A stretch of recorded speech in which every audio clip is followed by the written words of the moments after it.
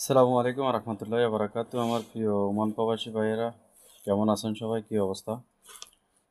সবচাইতে বড় কথা হলো আজকে ২৮ জুলাই ভিডিওটা বানানো। তো ওমান প্রবাসী ভাইয়েরা যারা অবৈধ ছিলেন দীর্ঘদিন ধরে ভিসা পতাকা লাগাইতে পারেন নাই। ৩১ জুলাই কানুন শেষ হয়ে যাওয়ার কথা। এখন আলহামদুলিল্লাহ আমাদের বাঙালি ভাইদের জন্য আবার নতুন করে কানুন দিছে যে সবাই ভিসা পতাকা আবার লাগানোর জন্য টাইম বাড়ায় দিছে ডিসেম্বরের ৩১ তারিখ পর্যন্ত। তো সবার কাছে অনুরোধ থাকবে ইনশাল্লাহ টাইমও অনেক বেশি পাওয়া যাইতেছে, সবাই ভিসা পতাকা লাগিয়ে নেবেন। আর দ্বিতীয়ত আরেকটা কথা হলো আপনারা যারা প্রতিনিয়ত ভিসার জন্য টেনশন করতেছেন, ভিসার কোনো খোঁজখবর নাই, ভিসার কোনো মতেই কোনো রকমের কোনো খবর এখনো হয় নাই আর হবে বলে মনে হচ্ছে না। যদি হয় এটা মিডিয়াতে আপনারা দেখতে পাইবেন, জানতে পারবেন। ওমানের যে বড়, বড় নিউজগুলো আছে সেগুলোতে আপনারা দেখবেন। কেউ বিভ্রান্তি হবেন না। আর ভিসা চালু হবে বলে টাকা-পয়সা মানুষ থেকে মনে করেন যে আপনার মানুষে হাতায় নিতেছে কিংবা নিয়ে যাবে, এরকম কোনো কিছু কেউ করবেন না।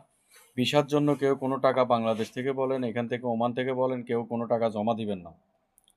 ভিসা যতক্ষণ পর্যন্ত চালু না হবে আর চালু হওয়ার পরও আপনি সবকিছু ভাবনা চিন্তা করে ওমানে আসবেন। ওমানে এখন ভরপুর কাজ আছে আলহামদুলিল্লাহ। কিন্তু আপনি কাজ থাকুক কাজ যাই হোক, কোম্পানি ভালো করে যাচাই কইরা সবকিছু যাচাই কইরা ভালো কইরা তারপর ওমানে আসবেন। ধন্যবাদ। আসসালামু আলাইকুম। আসসালামু আলাইকুম রহমতুল্লাহি ওয়া বারাকাতুহু। আমার প্রিয় ওমান প্রবাসী ভাইয়েরা, কেমন আছেন সবাই? কী অবস্থা? সবচাইতে বড় কথা হলো আজকে ২৮ জুলাই ভিডিওটা বানানো।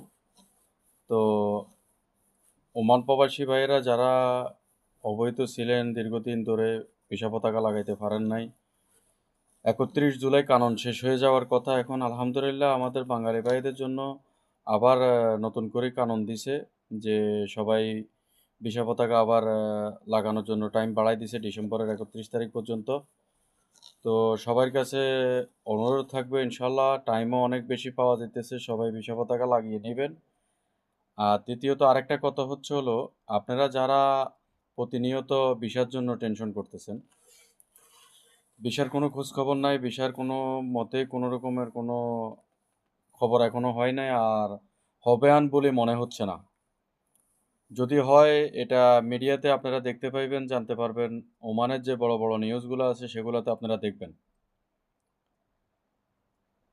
কেউ বিভ্রান্তি হবেন না। আর ভিসা চালু হবে বলে টাকা-পয়সা মানুষ থেকে মনে করেন যে আপনার মানুষে হাতায় নিতেছে কিংবা নিয়ে যাবে,